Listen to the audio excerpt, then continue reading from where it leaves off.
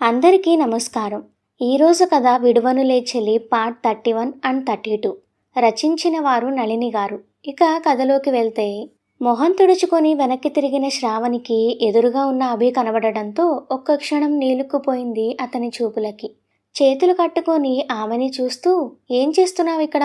అని అడిగాడు అభి. "వస్తున్నానండి, మీకోసం కొబ్బరి చట్నీ చేశాను, తీసుకురావడానికి వచ్చాను" అంటూ అక్కడే ఉన్న చట్నీ బౌల్ పట్టుకొని తలదించుకొని బయటకు వెళ్ళిపోయింది అతన్ని దాటుకొని. వెళుతున్న ఆమెని చూస్తూ, "ఏమైంది దీనికి?" అనుకుంటూ తను కూడా వెనకే వెళ్ళాడు అభి. శరత్ గారు మాట్లాడుతుంటే ఎక్కడో ఆలోచిస్తూ ఊ కొడుతూ వింటుందే కానీ ఆమె ధ్యాస అసలక్కడ లేదు. తననే గమనిస్తున్న అభికి అది బాగా అర్థమైంది. దాంతో తన పక్కకి వచ్చిన ఆమె చేయి పట్టుకొని బలవంతంగా పక్కన కూర్చోపెట్టుకున్నాడు. అతని గుంజుడికి ఉలిక్కిపడి తన వైపు చూసింది ఆమె. "ఏంటి అలా చూస్తున్నావు? నువ్వు కూడా తిను" అన్నాడు కళ్ళతో టిఫిన్ చూపిస్తూ. నేను తర్వాత తింటానండి" అంటూ లేవబోయిన ఆమెని ఆపి, "నోరు మూసుకొని తిను, లేదంటే పడతాయి నీకు" అన్నాడు సీరియస్గా. అతని కళ్ళలోకి ఒకసారి చూసి తనకి కూడా ఒక ఇడ్లీ పెట్టుకుంది శ్రావణి. అది చూసి, "ఏంటి డైటింగా? ఎక్కువ చేయకుండా సరిగా తిను" అంటూ ఇంకో 3 ఇడ్లీ పెట్టి చట్నీ తనే పెట్టాడు అభి. వాళ్ళిద్దరూ అలా చిన్నగా మాట్లాడుకోవడం చూసి సంతోషిస్తూ త్వరగా తిని అక్కడి నుండి వెళ్ళిపోయాడు శరత్. ఆయన వెళ్ళేదాకా ఊరుకొని ఆ తరువాత తన వైపు తిరుగుతూ, "ఏమైంది? ఎందుకు అలా ఉన్నావు?" అని అడిగాడు శ్రావణిని. అతని నుండి అనుకోని ఆ ప్రశ్నకి, "నేను బాగానే ఉన్నానండి" అంది తడబడుతూ బెదురు కళ్ళతో అతని వైపు చూస్తూ. "నువ్వెలా ఉన్నావో నాకు అర్థమవుతుంది, కానీ విషయమేంటో చెప్పు" అతనలా అడుగుతుంటే తన మనసుకి మరింత బాధగా అనిపించింది. ఎందుకంటే ఇంకేదైనా బాధ అయితే భర్తతో పంచుకోగలుగుతుంది, కానీ ఆ బాధ భర్త నుండే అయితే ఇంకెలా పంచుకోగలదు పాపం. "అరే, విషయమేంటో చెప్పవే" అంటే అలా చూస్తావేంటే అన్న అభి మాటకి వస్తున్న కన్నీళ్లు అతనికి కనబడకుండా దాచుకుంటూ పక్కకి తిరిగి తుడుచుకొని, "ఏం లేదండి" అంటూ తల వంచుకొని తినడం మొదలుపెట్టింది. కానీ ఆమె దేనికో బాధపడుతుంది అని తన కళ్ళలో కదలాడుతున్న భావమే అతనికి తెలియజేస్తుంటే, కాదంటూ పక్కకి తిరిగిన ఆమె తీరుకి ఇంకేం అడగలేక అక్కడి నుండి లేచి వెళ్ళిపోయాడు అభి. ఓ పక్క సంజన చేసిన పనికి దిక్కుతోచని పరిస్థితిలో ఉన్న అతనికి, ఇటు శ్రావణికి ఏమైందో అర్థం కాక చాలా అసహనంగా అనిపించింది. అప్పుడే కాదు, ఆ రోజంతా కూడా ఆమె అలాగే ఉండడంతో పగలంతా చూసిన అతను రాత్రికి రూంలోకి వచ్చిన తర్వాత గట్టిగా అడగాలి అనుకుని డిన్నర్ చేసి త్వరగా తన రూంకి వెళ్ళిపోయాడు. వెళ్ళిన దగ్గర నుండి శ్రావణి వస్తుందేమో మాట్లాడాలని ఎదురు చూశాడు చాలాసేపు. ఎందుకో ఆమె అలా ఉంటే అతని మనసుకేం బాలేదు. ఏం చేయాలన్నా కూడా ఏం తోచడం లేదు. కనీసం ఫోన్ కూడా కాసేపు చూసుకోలేనంత చిరాకుగా ఉంది లోలోపల. టైం 10 అయినా కూడా గదిలోకి రాని ఆమె తీరుకి ఇంకా ఏం చేస్తుంది అనుకుంటూ విసుగ్గా కిందకి వచ్చి చూడగా, ఇంట్లో అన్ని లైట్స్ ఆఫ్ చేసేసి ఉన్నాయి, అక్కడ ఆమె లేదు అన్నట్టుగా. అది చూసి షాక్ అయ్యాడు అభి. ఇక్కడా లేదు, రూంలోకి రాలేదు, మరెక్కడికి వెళ్ళుంటుంది అని తల పక్కకి తిప్పి చూసిన అతనికి కింద అంతకుముందు ఆమె ఉన్న రూంలో లైట్ వెలుగుతూ కనబడటంతో కళ్ళు చిన్నవి చేసి చూస్తూ అటువైపు వెళ్ళాడు. గడిపెట్టె లేకపోవడంతో డోర్ తీసుకొని లోపలికి వెళ్ళిన అతనికి ఒక మూల కూర్చొని కాళ్ల మీద తల ఆనించుకొని ఏడుస్తూ కనబడింది శ్రావణి. అది చూసి షాక్ అయ్యాడు అభి. "ఏయ్" అంటూ తన దగ్గరికి వెళ్ళి అతను కూడా కింద కూర్చొని, "ఏమైంది? ఎందుకు ఏడుస్తున్నావు?" అని అడిగాడు కంగారుగా. అతను వస్తాడు అని ఊహించని ఆమె ఉన్నట్టుండి అభి రావడంతో కళ్ళు తుడుచుకొని తనని చూస్తూ పైకి లేచి నించుంది. తను కూడా పైకి లేచి, "ఏమైంది నీకు? ఎందుకు పొద్దున్నుండి ఏదోలా ఉన్నావు? ఇప్పుడేమో ఏడుస్తున్నావు" అని అడిగాడు విషయమేంటో అర్థం కాక. "ఏం లేదండి" అంది తల అడ్డంగా తిప్పుతూ. "మరెందుకు ఏడుస్తున్నావు?" "అది అది" అంటూ ఏం చెప్పాలో అర్థం కాక, "మా నాన్న గుర్తు వచ్చాడు" అని చెప్పింది భయంగా. "నిజంగా అంతేనా?" అనుమానంగా చూస్తూ అడిగాడు. "నిజంగా అంతే అండి" అని చెప్పింది కంగారుగా. వాళ్ళ డాడీ కూడా పొద్దున దీని గురించి మాట్లాడి ఉండడంతో నిజమే అనుకొని, "సరేలే, ఇంకో 3 రోజుల్లో వెళదాం, ఆఫీస్కి సెలవు పెడతాను" అన్నాడు తన బాధని అర్థం చేసుకున్నట్టుగా లాలనగా చెప్తూ. "మ్మ్" అంటూ తల తిప్పింది కంగారుగా. "వెళదాం అన్నాను కదా, ఇంకేడవకు" అంటూ తన కళ్ళు తుడిచి, "నువ్వు అన్నం తిన్నావా?" అని అడిగాడు పొద్దున టిఫిన్ తర్వాత తను ఏమీ తినడం చూడని అతను. తిన్నాను అన్నట్టు తల ఊపింది శ్రావణి. కానీ అభికి ఎందుకో అనుమానంగా అనిపించి, మరి మన గదికి రాకుండా ఇక్కడికి వచ్చావేంటి? పద వెళదాం అంటూ తన చేయి పట్టుకోబోగా, "ఉహుం, నేను రానండి, ఇక్కడే పడుకుంటాను" అని చెప్పింది బాధగా. అదేంటి?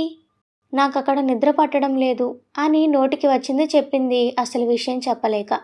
ఓ, మరి ఇన్ని రోజుల నుండి ఎలా పట్టింది? అన్నాడు ఐబ్రో రైస్ చేసి కొంచెం సీరియస్గా చూస్తూ. దాంతో అతనికి కోపం వచ్చిందని అర్థమై, రోజూ కూడా నిద్ర రావడం లేదండి, అందుకే అంటూ టెన్షన్గా తన చున్నీని నలిపేసుకుంటున్న ఆమె తీరు చూసి, తను చెప్పేది అబద్ధమని అర్థమై, ఏమైంది దీనికి, ఎందుకు ఇలా సంబంధం లేకుండా మాట్లాడుతుంది అనుకుంటూనే, నోరు మూసుకొని కారణాలు చెప్పకుండా మర్యాదగా పద మన గదికి అన్నాడు మళ్ళీ తన చేయి పట్టుకోబోతూ. కానీ అతనికి తన చేయి అందకుండా వెనక్కి పెట్టుకుంటూ, నేను రానండి అంది మొండిగా.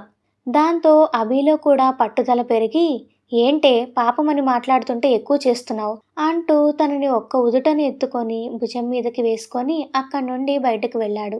తన రూమ్కి తీసుకువెళ్ళి మంచం మీద తనని దించి, చుప్చాప్గా పడుకో, లేదంటే దెబ్బలు పడతాయి నీకు అన్నాడు కోపంగా అభి. దాంతో వస్తున్న ఏడుపుని దాచిపెడుతూ నోటి మీద చేయి పెట్టుకొని మౌనంగా ఏడుస్తూ ఓ పక్కకి పడుకుంటుంది శ్రావణి. తనకి దుప్పటి కప్పుతూ, పొద్దున్నుండి చూస్తున్నా నీ వేషాలు, అరే ఏమైందంటే చెప్పవు, కారణం లేకుండా ఏడుస్తావు, ఇలాంటివి మన దగ్గర చెల్లవు, కాబట్టి నోరు మూసుకొని పడుకో అని కిందకి వెళ్ళాడు. ఎప్పుడూ లేనిది అతని కమాండింగ్ కూడా ఆమె మనసుకి బరువుగా బాధగా అనిపిస్తుంటే, అణచిపెట్టిన ఆ బాధ గుండెని ఆపేసేలా ఉంది. దాంతో ఇక తట్టుకోలేక లేచి వాష్రూంలోకి వెళ్ళి పంపు తిప్పి ఆ శబ్దంలో కలిసిపోయేలా పెద్దగా అరుస్తూ ఏడ్చేసింది శ్రావణి. అలా ఎంతసేపు ఏడ్చిందో కానీ కాసేపటికి వాష్రూమ్ డోర్ మోగడంతో తనని తను అదుపు చేసుకొని చన్నీళ్ళని కుమ్మరించుకుంది తల మీద. ఏ, ఎంతసేపే, లోపల ఏం చేస్తున్నావు, రా త్వరగా అంటున్న అభి పిలుపుకి ఆ తడి డ్రెస్తోని బయటకు వచ్చింది వణుకుతూ. బయటకు వచ్చిన ఆమె తీరుకి నివ్వెరపోతూ, ఏ ఏంటి ఇది, ఈ టైంలో ఎందుకు స్నానం చేశావు, అసలేంటే నీ బాధ, ఎందుకు ఇలా చేస్తున్నావు అంటూ టవల్ తీసుకువచ్చి తన చేతికి ఇచ్చి, త్వరగా వెళ్ళి డ్రెస్ మార్చుకొని ముందు ఆ తల తుడుచుకో అని దాదాపుగా అరిచాడు గట్టిగా. దాంతో అక్కడి నుండి డ్రెస్సింగ్ రూమ్కి వెళ్ళి అక్కడే ఒక అరలో ఉన్న తన డ్రెస్ తీసుకొని తడి డ్రెస్ చేంజ్ చేసుకొని తలని తుడుచుకుంటూ ఉండిపోయింది బొమ్మల. ఎంతసేపటికి బయటకు రాని ఆమె తీరుకి ఈసారి ఏకంగా రూంలోకి వచ్చిన అభి ఎక్కడో ఆలోచిస్తూ తల తుడుచుకుంటూ ఉన్న ఆమెని చూసి ఓర్పు నశించి తన చెయ్యి పట్టుకొని బయటకు లాక్కొని వెళ్ళి సోఫాలోకి తోసి, చూడు ఏమైంది, ఎందుకు అలా ఉన్నావు అని అడిగి అడిగి విసిగిపోయాను, ఇంతకంటే ఎక్కువ నన్ను విసిగించకు చెప్తున్నా అంటూ తను తీసుకువచ్చిన అన్నం ప్లేట్ ఆమె చేతిలో పెట్టి, ముందు మర్యాదగా అన్నం తిను అంటూ ఆమె ఎదురుగా కూర్చున్నాడు సీరియస్ ఫేస్ తోటి. చలికి వణికిపోతూ అతని కోపాన్ని చూసి ఇంకేం మాట్లాడలేక అన్నం కలిపి మొదటి ముద్ద నోట్లో పెట్టుకోగా బలవంతపు ఆ ముద్ద లోపలికి దిగడానికి కష్టంగా అనిపించి గొంతు పట్టేస్తుంటే అతి కష్టం మీద మంచినీళ్లతో 2 ముద్దలు తిని అక్కడి నుండి కిందకి వెళ్ళబోయింది. అప్పటి వరకు ఆమెనే చూస్తూ కూర్చున్న అభి వెళుతున్న ఆమెని పిలిచి, చూడు, నీకు 2 నిమిషాలు టైం ఇస్తున్నాను, 3వ నిమిషంలో నువ్వు గదిలో లేకపోతే 4వ నిమిషం నేనేం చేస్తానో నాకే తెలీదు అంటూ బెదిరించాడు ఆమెని. గుమ్మం దగ్గరే నిలబడి అతను చెప్పేవన్నీ విన్న ఆమె అభి మాట్లాడడం అయిపోగానే అక్కడి నుండి వెళ్ళిపోయి 2వ నిమిషం దాటకుండానే వచ్చి ఆరిన తలకి బ్యాండ్ పెట్టి చలికి వణుకుతూ మంచం చివరికి పడుకుంది దుప్పటి కప్పుకొని. తను చెప్పిన టైంకి ఆమె రావడంతో డోర్ వేసేసి వచ్చి తను కూడా ఆమె పక్కన పడుకొని, అసలు ఏమైంది దీనికి, రాత్రి కూడా బాగానే ఉంది కదా, మరి మార్నింగ్ నుండి ఎందుకు ఇలా బిహేవ్ చేస్తుంది అని ఆలోచిస్తూనే ఎప్పటికో నిద్రపోయాడు అభి. పొద్దున ఎప్పటిలానే లేచి తన పనిలో పడిపోయింది శ్రావణి. కానీ ఎప్పటిలా ఆమె మొహంలో ఉండవలసిన చిరునవ్వు మాత్రం తనతో లేదు. నిద్రలేచి స్నానం చేసి వచ్చేటప్పటికి రోజులా తన కోసం గుమగుమలాడుతున్న కాఫీ కప్ ఎదురు చూస్తుండడంతో అవి తాగేసి ఆఫీస్కి రెడీ అయి కిందకి వెళ్ళాడు అభి. టిఫిన్ కోసం తండ్రితో పాటు డైనింగ్ టేబుల్ దగ్గరికి వచ్చిన అతనికి అదే మౌనంతో వడ్డిస్తూ కనబడింది శ్రావణి. దాంతో ఏదో అనీజీ ఫీలింగ్ అతనిలో. ఆమెని అలా చూస్తూ కడుపు నిండా తినలేక మధ్యలోనే లేచి వెళ్ళిపోయాడు. అయినా కూడా మౌనంగా చూస్తూ ఉందే తప్ప ఏం మాట్లాడలేదు శ్రావణి. అభి అలా వెళ్ళిపోవడంతో ఏమైందమ్మా, ఏంటి వాడు తినకుండా వెళ్ళిపోతున్నాడు అని అడిగాడు శరత్ కోడల్ని. చిన్నగా నిట్టూర్చి తెలీదు మావయ్య అని వంటింట్లోకి వెళ్ళి కిటికీ నుండి వెళ్ళిపోతున్న అభిని చూసింది. నిజానికి ఆమె బయటకు వస్తుంది, ఎందుకు తినకుండా వెళుతున్నారు అని అడుగుతుంది. అప్పుడు తనతో మాట్లాడాలి అనుకున్నాడు అభి. కానీ పావుగంటైనా శ్రావణి తన కోసం రాకపోవడంతో నిజంగానే కోపం వచ్చి వెళ్ళిపోయాడు. సాయంత్రం ఇంటికి వచ్చిన అభి లోపలికి వస్తూనే అన్ని సోఫాలో పడేసి టై లూజ్ చేస్తూ, ఇదేంటి రోజు ఈ టైంకి దీపం పెట్టి ఇల్లంతా ధూపం వేస్తుంది కదా, మరి ఈరోజు ఏమైంది అని ఆలోచిస్తూ రోజు ధూపం వాసనతో వెల్కమ్ చెప్పే శ్రావణి కనబడక చుట్టూ వెతుకుతూ షర్ట్ హ్యాండ్స్ మడతలు విప్పుతూ ముందుగా కిచెన్లోకి వెళ్ళి చూశాడు. అక్కడ ఆమె లేకపోవడంతో పైకి చూశాడు. తమ బెడ్రూమ్ కూడా డోర్ వేసేసి ఉండడంతో బయట గార్డెన్లో కూడా లేదే అనుకుంటూ తండ్రి గదికి వెళ్ళాడు అభి. ఏదో ఆలోచిస్తూ ఎప్పుడూ లేనిది సాయంత్రం సమయంలో పడుకొని ఉన్న శరత్ని చూసి, డాడీ అంటూ ఆయన దగ్గరికి వెళ్ళి, ఏమైంది డాడీ, ఈ టైంలో పడుకున్నారు, ఆరోగ్యం బాగుందా, అయినా మీరు ఒక్కరే ఉన్నారు, మిమ్మల్ని ఇలా వదిలేసి శ్రావణి ఎక్కడికి వెళ్ళింది అని అడిగాడు కంగారుగా. కొడుకుని చూసి లేచి కూర్చుంటూ, ఆరోగ్యం బాగానే ఉందబ్బి, కాకపోతే మనసే బాలేదు అన్నాడు. ఆయన గొంతులో ఏదో బాధ. ఏమైంది డాడీ అంటూ ఆయన చేతిని పట్టుకున్నాడు అభి. శ్రావణి ఇల్లు వదిలి వెళ్ళిపోయిందభి అంటూ కొడుకు కళ్ళలోకి చూస్తూ చెప్పాడు శరత్. వాట్? అది వెళ్ళిపోవడం ఏంటి డాడీ, ఎక్కడికి వెళ్తుంది, అసలు ఎందుకు వెళ్తుంది, పైగా ఒంటరిగానా, ఆ అవకాశమే లేదు అన్నాడు మనసు ఏదో సెన్స్ చేస్తున్నా కూడా పట్టించుకోకుండా. ఒంటరిగా కాదభి, జనార్దన్ వచ్చి తన్ని తీసుకువెళ్ళిపోయాడు, ఇక తనని పంపించను అని కరాఖండిగా చెప్పేశాడు అని చెప్పాడు శరత్. అనుకోకుండా గట్టిగా తగిలిన షాక్కి, ఏమంటున్నారు డాడీ, అంకుల్ అలా ఎందుకన్నారు అని అడిగాడు అభి సడన్గా ఏం జరిగిందో అర్థం కాక. తెలీదభి, వాడు నాకేమీ చెప్పలేదు, కాకపోతే నా కోడల్ని ఇంక పంపను అని మాత్రం గట్టిగా చెప్పాడు. ఆయన అంత గట్టిగా తండ్రి మొహానే ఆ మాట చెప్పినప్పుడు శరత్ ఎలా ఫీల్ అయి ఉంటాడో అని ఊహించుకున్న అభికి చాలా కోపం వచ్చింది. అసలు ఆయన అలా మాట్లాడుతున్నా మళ్ళీ పంపను అని చెప్తున్నా కూడా ఇదేం మాట్లాడకుండా సైలెంట్గా ఆయనతో వెళ్ళిపోయిందా అని అడిగాడు కోపంగా. ఏం చేస్తుందిరా, తను ఒక ఆడపిల్ల, పైగా తన కన్న తండ్రి రమ్మని లాక్కుపోతూ ఉంటే కాదని ఇక్కడే ఉండడానికి బహుశా తనకి ఏ కారణాలు కనబడలేదేమో. ఏం కావాలి డాడీ దానికి ఇక్కడే ఉండడానికి, అసలైనా ఆయనకి ఏం రైట్స్ ఉన్నాయని దాన్ని లాక్కుని వెళ్ళాడు, ఆయన తీసుకువెళితే మాత్రం ఇదెలా వెళ్ళింది, వాడు తనకి తండ్రభి, నేను దానికి భర్తని డాడీ, ఇలా తీసుకువెళ్ళి ఆయన కూతుర్ని బలవంతంగా నాకిచ్చి పెళ్ళెందుకు చేశాడు, ఒకసారి పెళ్లి చేసిన తర్వాత నా భార్య మీద ఆయనకి ఎటువంటి హక్కు లేదు, తను ఉండవలసింది ఇక్కడ, తన ఇల్లు ఇదే. అలా మాట్లాడుతున్న కొడుకు వైపు అలాగే చూస్తూ ఉండిపోయాడు శరత్. ఏంటి డాడీ అలా చూస్తున్నారు, మరిప్పుడు ఏం చేయాలనుకుంటున్నావు అభి? ఏం చేయాలి డాడీ, ఆయన రమ్మంటే మాత్రం నేను రాను, ఇదే నా ఇల్లు అని చెప్పడానికి నోరు రాలేదా దానికి, లేదంటే ఇన్ని రోజుల నుండి తన ఇల్లు ఇదే అనే ఫీల్ అసలు దానికి పుట్టలేదా అన్నాడు కోపంగా. అభి, ఇది ఈగోకి పోయే టైం కాదు, చాలా సెన్సిటివ్ విషయం ఇది, ఇలాంటి టైంలో చాలా జాగ్రత్తగా ఆలోచించి నిర్ణయాలు తీసుకోవాలి, అందుకే ఒకసారి నువ్వు తనతో మాట్లాడి చూడు, అసలు తన మనసులో ఏముందో తెలుస్తుంది కదా. నో డాడీ, అది మాట్లాడాల్సిన సమయంలో మౌనంగా ఉండడం దాని తప్పు, కాబట్టి ఆ తప్పు తెలుసుకొని ఎలా అయితే వెళ్ళిందో అలాగే రావాలి, అప్పటి వరకు నేను ఈ విషయం గురించి ఏం మాట్లాడాలనుకోవడం లేదు అంటూ అక్కడి నుండి వెళ్ళిపోయాడు అభి. వెళుతున్న కొడుకునే చూస్తూ బాధగా నిట్టూర్చాడు శరత్. చిరాకుగా ఉన్న అభి తన రూంలోకి వెళ్ళి డోర్ గట్టిగా క్లోజ్ చేయడమే కాకుండా కోపంగా రూంలో వస్తువులన్నీ చిందరవందర చేసేసి అప్పటికీ కూడా కోపం తగ్గక శ్రావణిని తిట్టుకుంటూ, అప్పటి వరకు ఆ రూంలో శ్రావణి కూడా ఉంటుందని ఆమె గదిలోకి వచ్చిన దగ్గర నుండి ఇంట్లో సిగరెట్ కాల్చడం మానేశాడు అతను. ఏదో ఒక రకంగా తిడుతూనో లేదంటే తన గురించి ఆలోచిస్తూనో తనని గమనిస్తూనో తెలియకుండానే ఆమెతో బాండింగ్ బిల్డ్ చేసుకున్నాడు ఇన్ని రోజులు. కానీ ఇప్పుడు చాలా రోజుల తర్వాత అతనిలో ఏదో ఎంటీ ఫీలింగ్. శ్రావణి లేదు అని తెలిసి చిరాకు, కోపం, విసుగు, వాటన్నిటి ఫలితం మళ్ళీ అతని చేతిలోకి వచ్చిన సిగరెట్. సిగరెట్ వెలిగించుకొని గుండె నిండా పీల్చి చిరాకుగా బాల్కనీలోకి వెళ్ళి నిలబడి కిందకి చూసిన అతనికి తులసి మొక్క దగ్గర దీపం వెలిగిస్తున్న శ్రావణి కనబడడంతో అసలు తను లేదన్న విషయం మరిచిపోయి కోపంగా సిగరెట్ పారేసి కిందకి వెళ్ళాడు వెంటనే. అటువైపు తిరిగి దండం పెట్టుకుంటున్న ఆమెని చూసి ఇంట్లో నుండి వస్తూనే, ఏయ్ ఎందుకు వచ్చావే మళ్ళీ? వెళ్ళిపోయావు కదా! నాతో నా నిర్ణయంతో నీకేం పనిలేదు కదా, మరెందుకు మళ్ళీ వచ్చావు? అని అడుగుతున్నా కూడా ఆమె వెనక్కి తిరగకపోవడంతో, నీకు బాగా కొవ్వు పట్టిందే, ఇక్కడ నేను మాట్లాడుతుంటే నీ పాటికి నువ్వు అటు తిరిగి నించుంటున్నావా? అంటూ ఆమె చేయి పట్టుకొని తన వైపు తిప్పుకోగా, ఆమె మాయమవ్వడమే కాకుండా రోజూ ఎంతో కళకళ్లాడే తులసి కోట ఎందుకో వెలవెలబోతూ కనబడింది. దాంతో ఒక్క నిమిషం తన కళ్ళని తనే నమ్మలేక చుట్టూ చూసి ఆమె అక్కడ లేదన్న విషయం గుర్తువచ్చి కళ్ళు మూసుకొని తలలోకి చేతులు పోనిచ్చి అక్కడ ఉన్న చైర్లో కూర్చున్నాడు అభి. అతని మనసులో ప్రస్తుతానికి జరుగుతున్న మదనం మాటలకి అందనిది. మరి చివరికి దాని నుండి అమృతం వస్తుందా, విషం వస్తుందా అన్నది దేవుడికే తెలియాలి. ఎందుకంటే అసలు శ్రావణి మొహమే చూడ్డానికి ఇష్టపడని అతను ఇప్పుడు పూర్తిగా తన ఆలోచనలతోనే నిండిపోయాడు.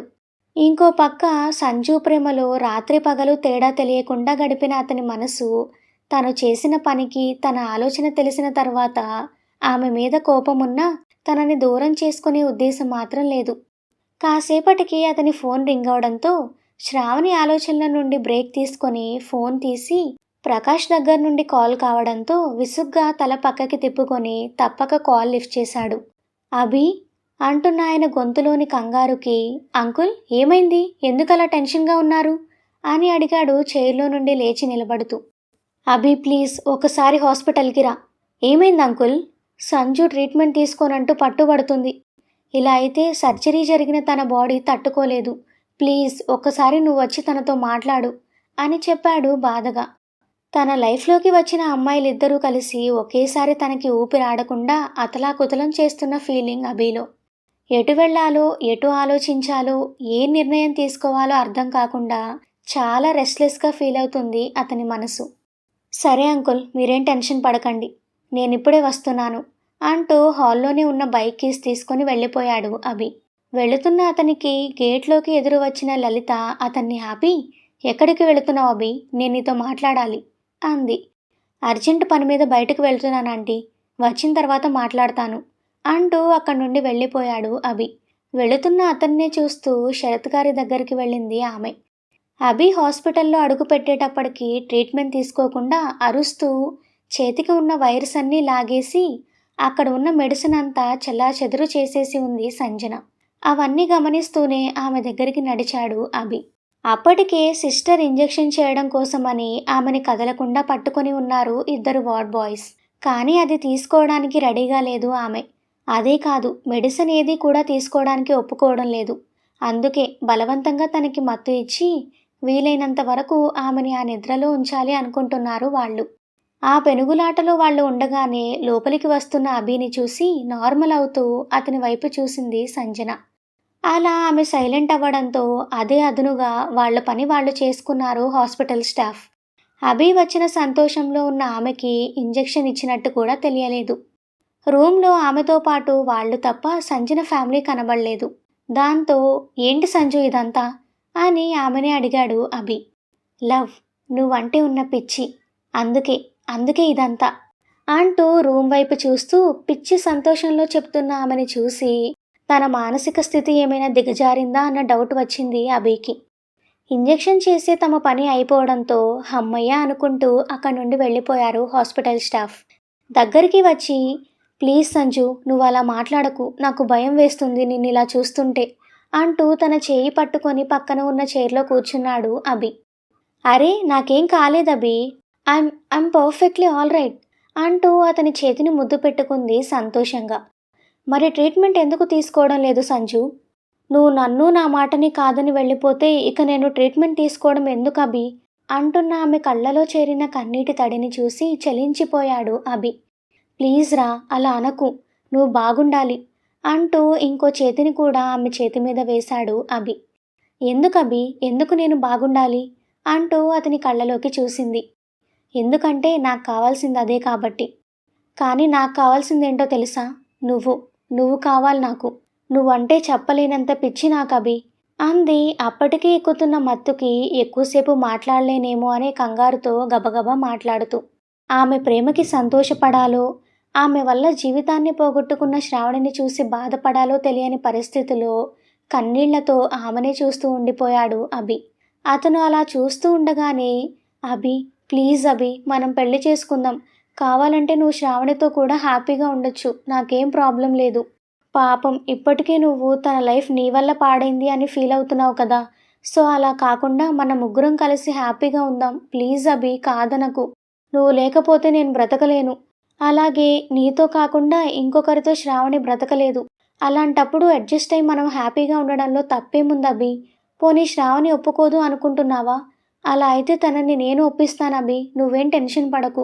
నువ్వు సరే అను చాలు. తర్వాత అంతా నేను చూసుకుంటాను అంటూ తనని మాట్లాడనివ్వకుండా ప్రాధేయపడుతున్న ఆమె తీరుకి ఏం చేయాలో తెలియని స్థితిలో పడిపోయాడు అభి. అతను అలా ఉండగానే అభిని బ్రతిమలాడుతూనే తనకే తెలియకుండా మత్తులోకి జారుకొని కూడా తననే కలవరిస్తున్న ఆమె తీరుకి తన చేతిని పక్కన పెట్టి ఆమె తల నిమురుతూ కన్నీళ్లు నిండిన కళ్ళని తుడుచుకుంటూ ఉండగా లోపలికి వస్తూ కనబడ్డారు ప్రకాష్ వాళ్ళు. వాళ్ళని చూసి, అంకుల్ ఏంటిది అంటూ అక్కడి నుండి లేచి వాళ్ళకి ఎదురుగా వెళ్ళాడు అభి.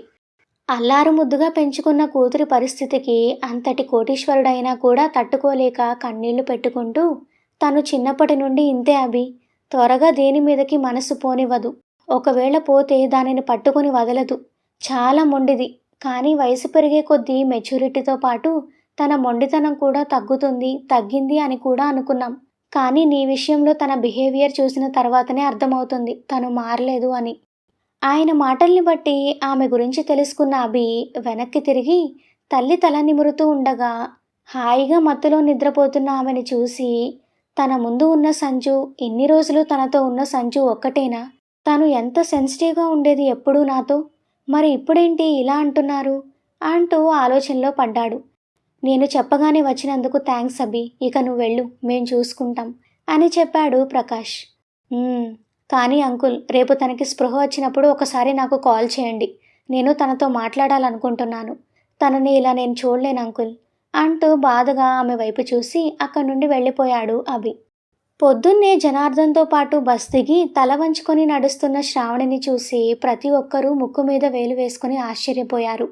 కొంతమంది అయితే, శ్రావణమ్మ నువ్వా? మాయమ్మే, ఎంత చక్కగా ఉన్నావు ఈ బట్టల్లో నువ్వు. పైగా కాసింత ఒళ్ళు కూడా వచ్చి పుత్తడి బొమ్మలా ఉన్నావు తెలుసా అంటుంటే పైకి ఆమె పెదవులు నవ్వుతున్నా లోపల ఆమె మనసు ఏడుస్తుంది. పెళ్లి తర్వాత ఇప్పటి వరకు రాని ఆమెని తండ్రి ఇంటికి తీసుకువస్తున్నాడు అనుకొని అందరూ అబ్బాయి బాగున్నాడా అమ్మా, మామయ్య గారు బాగున్నారా అంటుంటే అందరికీ సమాధానం చెబుతూ వస్తున్న ఆమె చేతిని పట్టుకొని ఇంకెవరికీ కూడా ఆమెతో మాట్లాడే అవకాశం ఇవ్వకుండా గబగబా ఇంటివైపు నడిచాడు జనార్దన్. ఎప్పుడూ లేనిది కొత్తగా తండ్రి ప్రవర్తనలో ఆ మార్పుకి అతని వైపే చూస్తూ ఏడుస్తూ ఆయన వెంటే ఇంటివైపు నడిచింది శ్రావణి. నిద్రలేచి బ్రష్ చేసుకుంటూ బయటికి వచ్చి వీధి చివరన నుండి వస్తున్న అక్కని చూసి ముందు ఆశ్చర్యపోయిన తరువాత సంతోషపడుతూ, అమ్మా అక్కొస్తుంది అని అరిచి ఎదురు వెళ్ళాడు సతీష్. వంటింట్లో మొగుణ్ణి, పిల్లల్ని, శ్రావణిని అందరినీ వరుసపెట్టి తిట్టుకుంటూ వంట చేస్తున్న భ్రమరాంబ కొడుకు పిలుపుకి ఏంటి అంటూ ఆశ్చర్యంగా గరిటతో సహా బయటకు వచ్చి చూసింది. భర్త వెనుక తలదించుకొని వస్తున్న శ్రావణిని చూసి, ఏంటిది, కూతుర్ని చూసి వస్తాను అంటూ వెళ్ళి ఏకంగా దాన్ని తీసుకుని దిగబడ్డాడు ఈ మనిషి అంటూ చెంపకి చేయి పెట్టుకొని ఆలోచిస్తూ నిలబడిపోయింది భ్రమరాంబ. అక్క అంటూ ఎదురెళ్ళి, ఎలా ఉన్నావు, నిన్ను చూసి సంవత్సరాలైనట్టుంది తెలుసా అంటూ తనతో పాటు ఇంటి వరకు వచ్చి గేట్ లోపలికి రాగానే తనని హత్తుకున్నాడు సతీష్. మౌనంగానే తమ్ముడి తల మీద చేయి వేసి నిమిరింది శ్రావణి. ఆ తరువాత తనకి దూరం జరిగి పైన నుండి కిందకి చూసి, అబ్బా భలే మారిపోయావక్క నువ్వు. నేను ఇలా చూస్తే మా అక్క నువ్వేనా అన్నట్టు ఉన్నావు తెలుసా అని అడిగాడు సంతోషంగా. అప్పటికీ కూడా మాట్లాడకుండా మౌనంగానే ఉన్న అక్కని చూసి ఏదో అనుమానం వచ్చినా ఇంకేం మాట్లాడకుండా నిలబడ్డాడు. అక్కని లోపలికి తీసుకువెళ్ళు అని కొడుకు చేతికి శ్రావణి బట్టల బ్యాగ్ ఇచ్చి, ఎప్పుడూ ముతక బట్టల్లో అది కూడా లంగా ఓణీల్లోనే ఉండే శ్రావణి మొదటిసారిగా కాస్ట్లీ డ్రెస్లో నైస్గా రావడం చూసి నోరెళ్లబెట్టి చూస్తున్న భార్యని చూసింది చాలు, ఇక ఆ నోరు మూసి లోపలికి వెళ్ళి ఇన్ని కాఫీ నీళ్లు మా మొహాన పోయి అంటూ కాళ్ళు కడుక్కొని లోపలికి వెళ్ళాడు జనార్దన్. అసలే ఎప్పుడూ తన మీద చిటపటమంటూ రేగిపోయే భర్త ఈరోజు మరింత కోపంగా ఉండడం చూసి ఇంకేం మాట్లాడకుండా లోపలికి వెళ్ళింది సైలెంట్గా భ్రమరాంబ.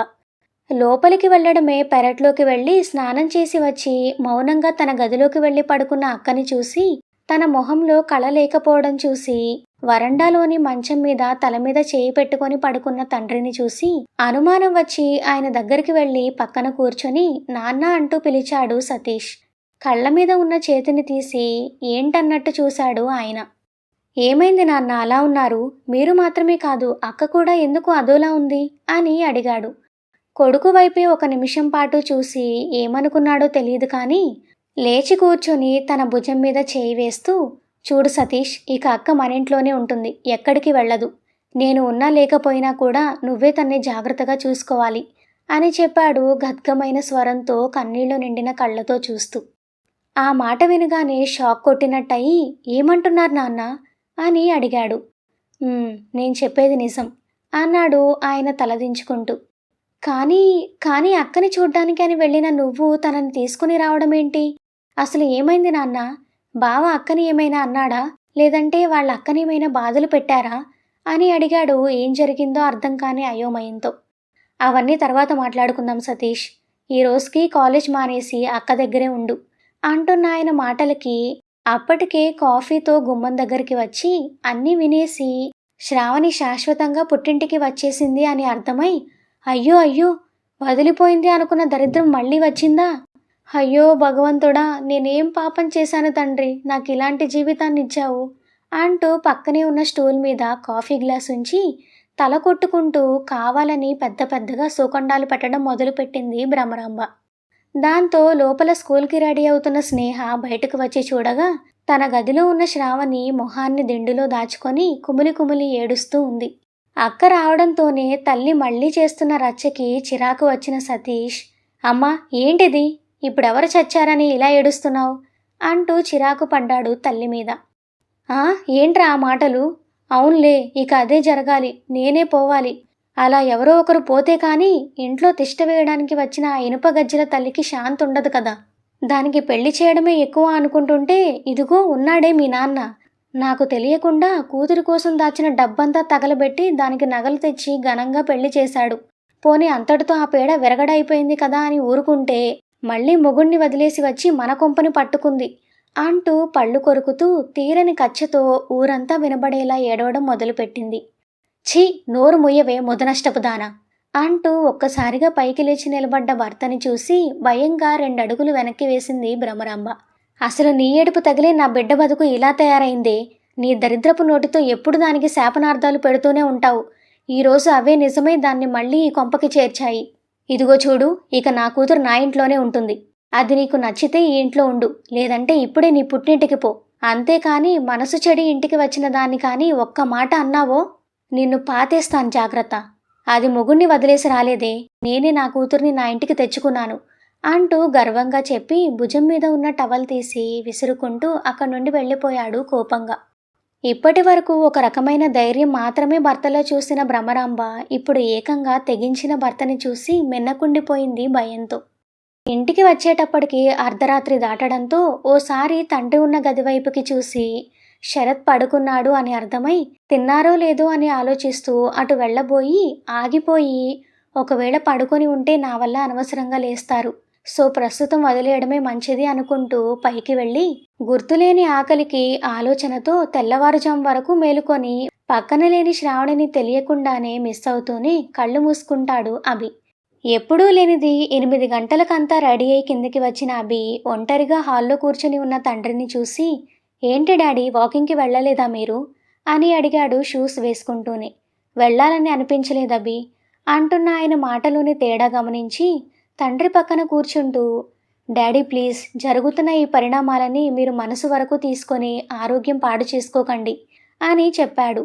జరిగేవి చూస్తూ కూడా అలా రాయిలా ఉండడానికి నేను మనిషినభి, వస్తువుని కాదు అంటూ కొడుకు వైపు చూశాడు శరత్.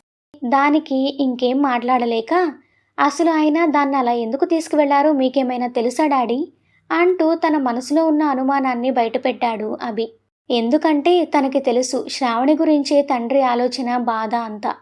అలాగే ఇంకోవైపు తన కూతుర్ని సంతోషంగా చూసుకుంటాను అని స్నేహితుడికి ఇచ్చిన మాటకి అర్థం లేకుండా పోయింది అన్న బాధ కూడా కావచ్చు. వాడు నాకేం చెప్పలేదబ్బి. అసలు ఎప్పుడు వచ్చాడో, ఎలా వచ్చాడో, రావడమే బాంబు పేల్చి నా ఇంటి మహాలక్ష్మిని తీసుకువెళ్ళిపోయాడు అని చెప్పాడు బాధగా శరత్. తండ్రి చెప్పింది విని ఆయన దాన్నలా తీసుకువెళ్ళడానికి కారణం తెలియకపోయినా, ఆయన రావడానికి కారణం మాత్రం నేనే డాడీ అని చెప్పాడు అభి. దాంతో ఆశ్చర్యంగా కొడుకు వైపు చూసి అభి అన్నాడు శరత్. అవును డాడీ. ముందు రోజు రాత్రి శ్రావణి ఏడవడం, తను అడిగితే తండ్రి గుర్తు వచ్చాడు అని చెప్పడం, అన్నీ చెప్పి తను బాధపడుతుంది అని ఆయన్ని రమ్మని చెప్పాను. 2 రోజులు ఆయన ఇక్కడ ఉంటే తర్వాత అందరం కలిసి ఊరు వెళ్ళొచ్చు అనే ఉద్దేశంతో ఆయన్ని రమ్మని నేనే కాల్ చేశాను అని చెప్పి, ప్లీజ్ డాడీ, మీరు ఇవన్నీ ఆలోచించి ఆరోగ్యం పాడు చేసుకోకండి. అసలు ఏం జరిగిందో తెలుసుకొని అన్నీ నేను సరిచేస్తాను.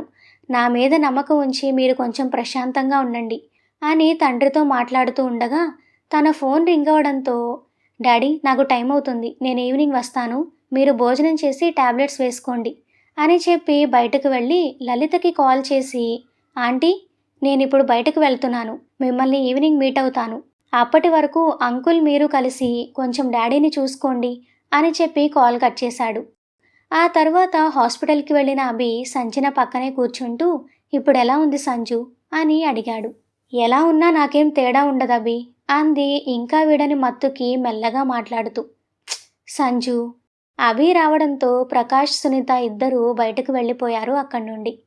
అభి ప్లీజ్, నేను నీ నుండి ఏమీ వినాలి అనుకోవడం లేదు, నాకు కావలసిన ఆన్సర్ తప్ప అంది మొహాన్ని పక్కకి తిప్పుకుంటూ. అది చూసి, చూడు సంజు, ప్రస్తుతం పర్సనల్గా ఫ్యామిలీ పరంగా నేను ఒకేసారి ప్రాబ్లమ్స్ ఫేస్ చేస్తున్నాను. ఇలాంటి టైంలో నువ్వు నన్ను విసిగించకు ప్లీజ్ అని చెప్పాడు సూటిగా విషయానికి వస్తూ. దాంతో తల తిప్పి, నీకు ప్రాబ్లమ్స్ ఏంటభి అని అడిగింది సంజు. ఏ నేను మనిషిని కాదనుకుంటున్నావా సంజు, నాకు ప్రాబ్లమ్స్ రాకుండా ఉండడానికి? అసలేమైందభి? ఏం జరిగిందో తెలియదు సంజు. శ్రావణిని వాళ్ళ నాన్నగారు తీసుకువెళ్ళిపోయారు సడన్గా మా ఇంటి నుండి అని చెప్పాడు. వాట్ అని షాక్ అయ్యి, కానీ ఎందుకు అని అడిగింది సంజు కంగారుగా. అదే తెలియడం లేదు సంజు. ఒక పక్క డాడీ ఏమో జరిగిన దానికి డిస్టర్బ్ అయ్యి హెల్త్ పాడు చేసుకుంటున్నారు, ఇంకోవైపు అదెందుకు వెళ్ళిపోయిందో తెలీదు, ఇటువైపు నువ్వు కూడా ట్రీట్మెంట్ తీసుకోకుండా నన్ను ఇలా బాధ పెడుతున్నావు అన్నాడు అసహనంగా. ఐఎమ్ సారీ అంటూ అతని చేతిని పట్టుకుంది సంజు. నాకు కావాల్సింది సారీ కాదు సంజు, నువ్వు త్వరగా రికవర్ అయ్యి ఇంటికి రావడం అని చెప్పాడు అభి. అలాగే అభి, కానీ నువ్వు మాత్రం ఇవన్నీ ఆలోచించి మనసు పాడు చేసుకోకు. అలాగే ముందు శ్రావణి దగ్గరికి వెళ్ళి తనని ఒప్పించి ఎలాగైనా ముందు తన్ని ఇంటికి తీసుకురా అంటున్న ఆమె కళ్ళలోకి సూటిగా చూశాడు అభి. ఆ కళ్ళలో కొంచెం కూడా శ్రావణి మీద కోపం కానీ అసూయ కానీ లేకపోగా జరిగిన సంఘటనకి ఆందోళన కనబడుతుంది. ఒక అమ్మాయికి తన భర్త అయినా బాయ్ ఫ్రెండ్ అయినా పక్కవారితో కొంచెం క్లోజ్గా మాట్లాడితేనే కోపం వస్తుంది అంటారే, మరి సంజు ఎలా తన జీవితంలో నన్ను ఇంకొకరితో పంచుకోవడానికి ఇంత హార్ట్ఫుల్గా రెడీగా ఉంది అని ఆలోచిస్తూ, ముందు నువ్వు ట్రీట్మెంట్ తీసుకొని ఇంటికి రా సంజు, తరువాత మిగిలినవి మాట్లాడుకుందాం అంటూ ఆత్మీయంగా ఆమె చెంపని నిమిరాడు అభి. నాకేం పర్లేదభి, ఇక నువ్వు నా గురించి ఆలోచించడం మానేసి వెళ్ళి ముందు శ్రావణిని ఇక్కడికి తీసుకురా ప్లీజ్, పాపం తను ఎంతగా బాధపడుతుందో ఏంటో అంది బాధగా.